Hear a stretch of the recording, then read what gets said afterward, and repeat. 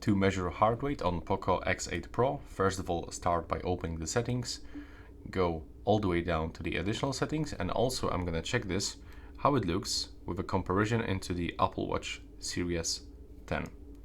Now go into the heart rate. You have to grant permission if you are using this for the first time, and now you will have to just put your finger on the flashlight and on the camera and hold like this, and let's see how it looks. There we get the comparison. 72 on the Apple Watch, and it's dropping also on the POCO. 76, 75, 75 on the Apple Watch.